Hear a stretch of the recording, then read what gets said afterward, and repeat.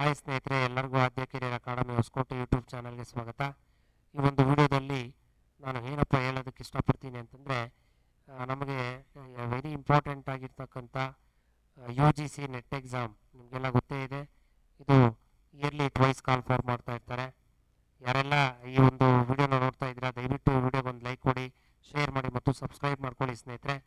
ನಾನು ಈ ವಿಡಿಯೋದಲ್ಲಿ ಎಕ್ಸ್ಪ್ಲೈನ್ ಮಾಡಬೇಕಾಗಿರೋದು ಏನಪ್ಪ ಅಂತಂದರೆ, ಈ ಸಲ ಕಾಲ್ಫರ್ ಮಾಡಿರ್ತಕ್ಕಂಥ ಯು ಜಿ ಸಿ ನೆಟ್ ಎಕ್ಸಾಮಲ್ಲಿ ಹಲವಾರು ಬದಲಾವಣೆಗಳನ್ನು ನಾವು ಕಾಣ್ತೇವೆ. ಯು ಜಿ ಸಿ ನೆಟ್ ಎಕ್ಸಾಮಲ್ಲಿ ಕೆಲವು ಚೇಂಜಸನ್ನು ಮಾಡಿದ್ದಾರೆ. ನಮಗೆ ಈ ವರ್ಷದಲ್ಲಿ ಜೂನ್ ತಿಂಗಳಲ್ಲಿ ನಡೆಯುತ್ತೆ ಸ್ನೇಹಿತರೆ ಎಕ್ಸಾಮು. ಬನ್ನಿ ಸ್ನೇಹಿತರೆ, ಏನೆಲ್ಲ ವಿಶೇಷವಾದ ಅಂಶಗಳನ್ನು ಇಲ್ಲಿ ಮೆನ್ಷನ್ ಮಾಡಿದ್ದಾರೆ ಅನ್ನೋದನ್ನು ನೋಡ್ತಾ ಹೋಗೋಣ ಸ್ನೇಹಿತರೆ. ನೋಡಿ, ಮೊದಲನೇದಾಗಿ ನಿಮ್ಗೆ ಏನಪ್ಪ ಹೇಳ್ತೇನೆ ಅಂತಂದರೆ, ಈ ಸಲ ನೆಟ್ ಎಕ್ಸಾಮ್ನ ಬೇಗ ಕ್ಲಿಯರ್ ಮಾಡ್ಕೋಬೇಕಾಗುತ್ತೆ ನೀವು. ಯಾಕಪ್ಪ ಅಂತಂದರೆ ಇವರು ಬರ್ತಾ ಚೇಂಜಸ್ ಮಾಡ್ತಾನೆ ಇದ್ದಾರೆ. ಈಗ 3 ಕ್ಯಾಟಗರಿ ಅಂತೇಳಿ ರಿಸಲ್ಟ್ನ ಡಿಕ್ಲೇರ್ ಮಾಡೋದಕ್ಕೆ ಹೊರಟಿದ್ದಾರೆ. ಸೊ ಆದ್ದರಿಂದ ಬೇಗ ಸಾಧ್ಯವಾದಷ್ಟು ನೀವು ಈ ಒಂದು ನೆಟ್ ಎಕ್ಸಾಮ್ನ ಕ್ಲಿಯರ್ ಮಾಡಿಕೊಂಡ್ರೆ ಒಳ್ಳೆಯದು ಅಂತ ನನಗನ್ನಿಸ್ತಾ ಇದೆ, ಮತ್ತು ನನ್ನ ಅಭಿಪ್ರಾಯ ಕೂಡ. ನೋಡಿ, ಮೊದಲನೇದಾಗಿ ಎನ್ ಟಿ ಎ ಕಂಡಕ್ಟ್ ಮಾಡ್ತಕ್ಕಂಥ ಒಂದು ನೆಟ್ ಎಕ್ಸಾಮು ಅಪ್ಲಿಕೇಶನ್ಸ್ ಪ್ರಾರಂಭ ಆಗೋದು 20 ಏಪ್ರಿಲ್ರಿಂದ 10 ಮೇ ತನಕ. ಸೊ 20 ಏಪ್ರಿಲ್ ಆಲ್ರೆಡಿ ಸ್ಟಾರ್ಟ್ ಆಗಿದೆ. ಇದು 20 ಏಪ್ರಿಲ್ 2024ರಿಂದ 10 ಮೇ 2024ರವರೆಗೆ ಈ ಒಂದು ಆನ್ಲೈನ್ ಲಿಂಕ್ ಓಪನ್ ಆಗಿರುತ್ತೆ ಸ್ನೇಹಿತರೆ. ಮತ್ತು ಫೀಸ್ ಪೇ ಮಾಡೋದಕ್ಕೆ ನಿಮಗೆ ಲಾಸ್ಟ್ ಡೇಟ್ ಯಾವಾಗಪ್ಪ ಅಂತಂದರೆ 11 ಮೇ 2024 ರಿಂದ ಮತ್ತು 12 ಮೇ 2024 ಈ ಒಂದು 11:50 ತನಕ ನಿಮಗೆ ಕಾಲಾವಕಾಶ ಕೊಟ್ಟಿದ್ದಾರೆ ಸ್ನೇಹಿತರೆ. ಬೇಗ ಯಾರ್ಯಾರು ಅಪ್ಲೈ ಮಾಡಿಲ್ಲ ಅವರು ದಯವಿಟ್ಟು ಈ ಒಂದು ಚಾನ್ಸನ್ನು ಮಿಸ್ ಮಾಡ್ಕೋಬೇಡಿ, ದಯವಿಟ್ಟು ಅಪ್ಲೈ ಮಾಡಿ ಸ್ನೇಹಿತರೆ. ಮತ್ತು ಜನರಲ್ಗೆ ಫೀಸ್ ಎಷ್ಟಿದೆಯಪ್ಪ ಅಂತಂದರೆ 1150 ರೂಪಾಯಿ ಇದೆ. ಮತ್ತು ಒ ಬಿ ಸಿ ಅವ್ರಿಗೆ 600 ರೂಪಾಯಿ ಇದೆ. ಮತ್ತು ಎಸ್ ಸಿ ಎಸ್ ಟಿ ಮತ್ತು ಪಿ ಡಬ್ಲ್ಯೂ ಡಿ ಅವ್ರಿಗೆ 325 ರೂಪಾಯಿ ಫೀಸ್ ಇದೆ ಸ್ನೇಹಿತರೆ. ಮತ್ತು ಅಪ್ಲಿಕೇಶನ್ ಏನಾದರೂ ಕರೆಕ್ಷನ್ ಮಾಡ್ಕೋಬೇಕು ಅಂತಂದರೆ ಅದು 13 ಮೇಯಿಂದ 15 ಮೇ ತನಕ ನೀವು ಅಪ್ಲಿಕೇಶನ್ನ ಕರೆಕ್ಷನ್ ಮಾಡ್ಕೋಬೋದಾಗುತ್ತೆ. ಮತ್ತು ಇನ್ನೊಂದು ಇಂಪಾರ್ಟೆಂಟ್ ಏನಪ್ಪ ಅಂತಂದರೆ, ಎಕ್ಸಾಮ್ ಯಾವಾಗ ಕಂಡಕ್ಟ್ ಮಾಡ್ತಾರೆ ಅಂತಂದರೆ ಜೂನ್ 16ನೇ ತಾರೀಕು, ಇದೇ ವರ್ಷದ ಜೂನ್ 16ನೇ ತಾರೀಕು ಎಕ್ಸಾಮ್ ಕಂಡಕ್ಟ್ ಮಾಡ್ತಾರೆ. ಇನ್ನು ಟೈಮ್ ಕೂಡ 180 ಮಿನಿಟ್ಸ್, ಸೇಮ್ ಪ್ರೀವಿಯಸ್ ನೆಟ್ ಎಕ್ಸಾಮ್ಗೆ ಯಾವ ರೀತಿ ಇತ್ತು ಅದೇ ಥರ ಇದು 180 ಮಿನಿಟ್ಸ್ ಟೈಮ್ ಇರುತ್ತೆ. ಮತ್ತು ಇನ್ನೊಂದು ಇಂಪಾರ್ಟೆಂಟ್ ವಿಷಯ ಏನಪ್ಪ ಅಂತಂದರೆ, ನೀವು ಅಪ್ಲೈ ಮಾಡಬೇಕಾದ್ರೆ ನಿಮ್ಮ ಒಂದು ಫೋಟೋಗ್ರಾಫ್ ಸೈಜ್ ಎಷ್ಟಿರಬೇಕು ಅಪ್ಪ ಅಂತಂದರೆ 10 KB ಇಂದ 200 KB ತನಕ ಫೋಟೋಗ್ರಾಫ್ ಸೈಜ್ ಇರಬೇಕು. ಮತ್ತು ಸಿಗ್ನೇಚರ್ ಫೈಲ್ ಎಷ್ಟಿರಬೇಕು ಅಂತಂದರೆ 4 KB ಇಂದ 30 KB ತನಕ ಸಿಗ್ನೇಚರ್ ಫೈಲ್ನ ಒಂದು ಸೈಜ್ ಇರಬೇಕು ಸ್ನೇಹಿತರೆ. ಮತ್ತು ಇನ್ನೊಂದು ಮುಖ್ಯವಾದ ಅಂಶ ಏನಪ್ಪ ಅಂತಂದರೆ, ನಿಮಗೆ ಸಂದೇಶ್ ಅಪ್ಲಿಕೇಶನ್ ಅಂತಕ್ಕಂಥದ್ದನ್ನ ಲಾಂಚ್ ಮಾಡಿದ್ದಾರೆ. ಸಂದೇಶ್ ಅಪ್ಲಿಕೇಶನ್ ಏನಕ್ಕಪ್ಪ ಅಂತಂದರೆ, ಇದೊಂದು ಸೆಕೆಂಡರಿ ಚಾನಲ್ಲು, ಅಂದರೆ ಎನ್ ಟಿ ಎ ಹೇಗೆ ಪ್ರೈಮರಿ ಚಾನಲ್ ಆಗಿರುತ್ತೆ ಅದೇ ಥರ ಈ ಒಂದು ಆ್ಯಪ್ನ ಇನ್ಸ್ಟಾಲ್ ಮಾಡಿಕೊಂಡ್ರೆ ಇದರಲ್ಲೂ ಕೂಡ ನಿಮಗೆ ನೆಟ್ ಎಕ್ಸಾಮ್ನ ಒಂದು ಕಂಪ್ಲೀಟ್ ಇನ್ಫಾರ್ಮೇಷನ್ಸು, ನೋಟಿಫಿಕೇಷನ್ಸು ಇದರಲ್ಲಿ ನಿಮಗೆ ಸಿಗುತ್ತೆ ಸ್ನೇಹಿತರೆ, ಲಭ್ಯ ಇರುತ್ತೆ. ಸೊ ಮೊಬೈಲಲ್ಲಿ ಪ್ಲೇಸ್ಟೋರಲ್ಲಿ ಹೋಗಿ ನೀವು ಈ ಒಂದು ಅಪ್ಲಿಕೇಶನ್ನ ಡೌನ್ಲೋಡ್ ಮಾಡ್ಕೋಬೋದಾಗುತ್ತೆ. ಅದು ಒಂದು ಇನ್ಫಾರ್ಮೇಷನ್ ಕೊಟ್ಟಿದ್ದಾರೆ ಇದರಲ್ಲಿ.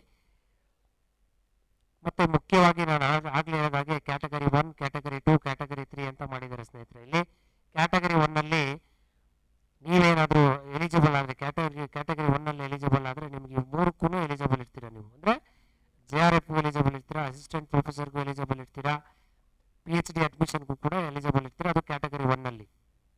ಕ್ಯಾಟಗರಿ 1 ಕಟ್ ಆಫ್ ತುಂಬ ಹೈ ಕಟ್ ಆಫನ್ನು ನಿಲ್ಲಿಸಿರ್ತಾರೆ. ಸೊ ಈ 3ಕ್ಕೂ ನೀವು ಎಲಿಜಿಬಲ್ ಇರ್ತೀರಾ ಸ್ನೇಹಿತರೆ. ಕ್ಯಾಟಗರಿ 2 ಅಲ್ಲಿ ನೀವೇನು ಮಾಡ್ತೀವಿ, ನಿಮ್ಗೆ ಏನು ಸಿಗುತ್ತೆ ಅಂತಂದರೆ, ಕ್ಯಾಟಗರಿ 2 ಅಲ್ಲಿ JRF ಇರಲ್ಲ, ಅಸಿಸ್ಟೆಂಟ್ ಪ್ರೊಫೆಸರ್ಗೆ ಎಲಿಜಿಬಲ್ ಇರ್ತೀರಾ, PhD ಅಡ್ಮಿಷನ್ ತೊಗೋಬೋದು. ಕ್ಯಾಟಗರಿ 3 ಅಲ್ಲಿ ಏನು ಮಾಡ್ಬೋದು ಅಂತಂದರೆ, ನೀವು only for PhD admissions, only for PhDಗೆ ಅಡ್ಮಿಷನ್ ಆಗೋದಕ್ಕೆ ಮಾತ್ರ ಎಲಿಜಿಬಲ್ ಆಗಿರ್ತೀರ ಸ್ನೇಹಿತರೆ. ಈ 3ಕ್ಕೂ ಡಿಫ್ರೆಂಟ್ ಕಟ್ ಆಫ್ನ ನಿಲ್ಲಿಸಿರ್ತಾರೆ. ಸೊ ನಾವು ಯಾವುದು ಹೈಯೆಸ್ಟ್ ಮಾರ್ಕ್ಸ್ ಇರುತ್ತೆ ಆಗ ನಮಗೆ ತುಂಬ ಯೂಸ್ ಆಗುತ್ತೆ. ಈ 3ಕ್ಕೂ ನಾವು ಎಲಿಜಿಬಲ್ ಇರ್ತೀವಿ ಸ್ನೇಹಿತರೆ, ಓಕೆನಾ.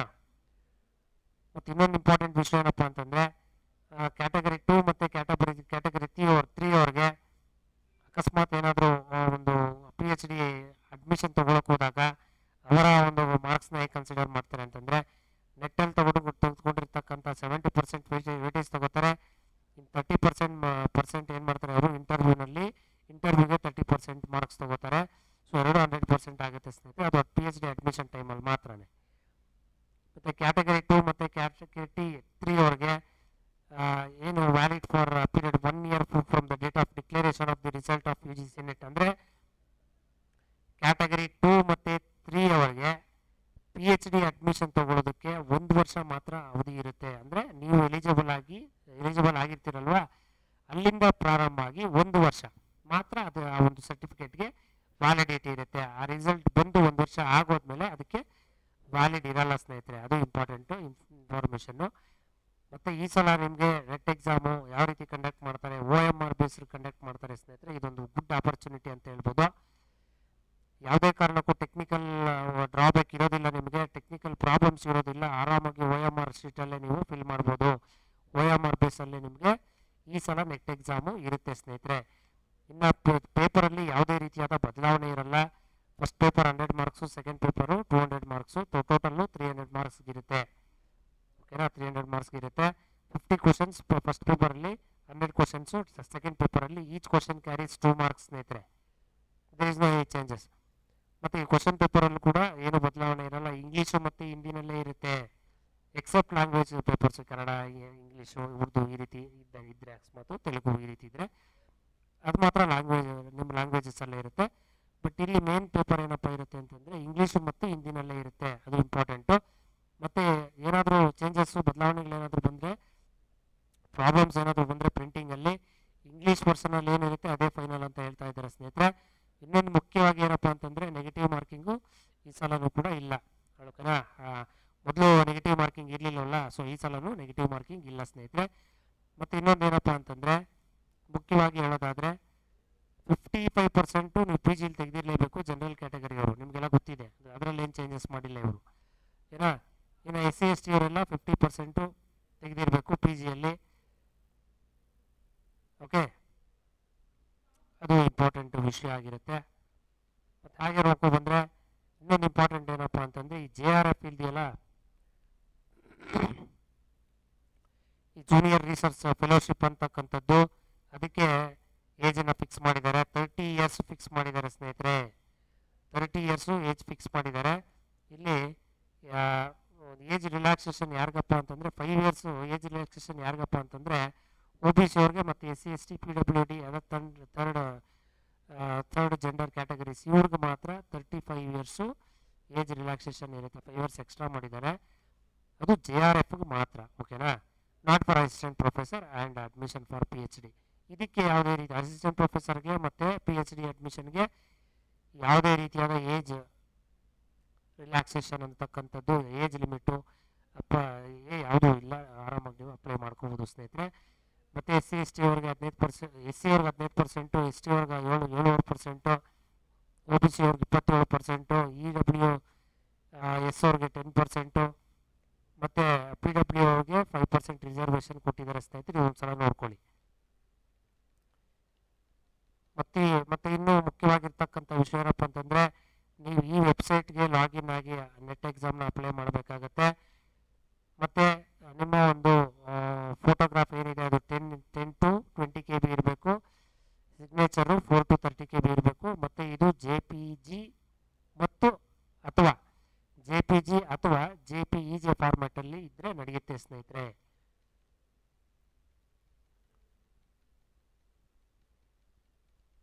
ಈ ಸಲ ನೆಟ್ ಎಕ್ಸಾಮ್ನ ಬೇಗ ಕ್ಲಿಯರ್ ಮಾಡಿಕೊಂಡ್ರೆ ಒಳ್ಳೆಯದು ಸ್ನೇಹಿತರೆ. ಯಾಕೆ ಅಂತಂದರೆ ನಮಗೆ OMR ಬೇಸಲ್ಲಿ ನಮಗೆ ಒಂದು ನೆಟ್ ಎಕ್ಸಾಮ್ನ ಕೊಟ್ಟಿರೋದ್ರಿಂದ ತುಂಬ ಅನುಕೂಲ ಆಗುತ್ತೆ. ನಮಗೆ ತುಂಬ ಫಾಸ್ಟಾಗಿ ಸಾಲ್ವ್ ಮಾಡ್ಬೋದು. ಈ ಕಂಪ್ಯೂಟ್ರಲ್ಲಿ ನೋಡ್ಕೊಂಡಿದ್ರೆ ನಮಗೆ ತುಂಬ ಪ್ರಾಬ್ಲಮ್ಮು, ಐ ಪ್ರಾಬ್ಲಮ್ ಇರೋರಿಗೆಲ್ಲ ಅಡ್ಜಸ್ಟ್ ಆಗೋದಿಲ್ಲ. ಸೊ ಆದ್ದರಿಂದ ಈ ಒಂದು OMR ಬೇಸ್ಡ್ ಎಕ್ಸಾಮ್ ಏನಿದೆ ಇದೊಂದು ಒಳ್ಳೆಯ ಆಪರ್ಚುನಿಟಿ ಅಂತಲೇ ಹೇಳ್ಬೋದು. ಮತ್ತು ಈಗ ಕೊನೆಯದಾಗಿ ನಾವು ನೋಡೋದಾದರೆ ನಮ್ಮ ಕರ್ನಾಟಕದಲ್ಲಿ ಎಲ್ಲೆಲ್ಲಿ ಪ್ಲೇಸಸ್ಸನ್ನು ನಮಗೆ ಅಲಾಟ್ ಮಾಡಿದ್ದಾರೆ ಕರ್ನಾಟಕದಲ್ಲಿ ಅಂತ ನೋಡೋದಾದರೆ ನೋಡಿ ಸ್ನೇಹಿತರೆ, ಬಾಗಲಕೋಟೆ ಇದೆ, ಬಳ್ಳಾರಿ ಇದೆ, ಬೆಳಗಾವಿ ಇದೆ, ಬೆಂಗಳೂರು ಇದೆ, ಬೆಂಗಳೂರು ಅರ್ಬನ್ ಇದೆ, ಬೀದರ್ ಇದೆ, ಚಾಮರಾಜನಗರ ಇದೆ, ಚಿಕ್ಕಬಳ್ಳಾಪುರ ಇದೆ, ಚಿಕ್ಕಮಗಳೂರು ಇದೆ, ಚಿತ್ರದುರ್ಗ ಇದೆ, ದಾವಣಗೆರೆ ಇದೆ, ಧಾರವಾಡ ಇದೆ, ಗುಲ್ಬರ್ಗ ಇದೆ ಅಥವಾ ಕಲಬುರಗಿ, ಹಾಸನ್, ಹುಬ್ಬಳ್ಳಿ, ಕೋಲಾರ, ಮಂಡ್ಯ, ಮಂಗಳೂರು, ಏನಾ, ಮಂಗಳೂರು, ಮೈಸೂರು, ರಾಮನಗರ, ಶಿವಮೊಗ್ಗ, ತುಮಕೂರು, ಉಡುಪಿ, ಯಾದಗಿರಿ. ಸೊ ಇಷ್ಟು ಕೂಡ ನಮಗೆ ಅವೈಲಬಲ್ ಇರ್ತಕ್ಕಂಥ ಒಂದು ಸೆಂಟರ್ಸು ಕರ್ನಾಟಕದಲ್ಲಿ. ಈ ಸಲ ಒಳ್ಳೆ ಉತ್ತಮವಾದ ಚಾನ್ಸು ಅಂತ ನನಗೆ ಅನಿಸ್ತಾ ಇದೆ ಸ್ನೇಹಿತರೆ. ಯಾವುದೇ ಕಾರಣಕ್ಕೂ ಒಂದು ನೆಟ್ ಎಕ್ಸಾಮ್ನ ಬಿಡೋದಕ್ಕೆ ಹೋಗಬೇಡಿ, ಎಲ್ಲ ಕ್ಲಿಯರ್ ಮಾಡ್ಕೊಳ್ಳಿ ಸ್ನೇಹಿತರೆ. ಎಲ್ಲರಿಗೂ ಒಳ್ಳೆಯದಾಗಲಿ ಸ್ನೇಹಿತರೆ. Thank you.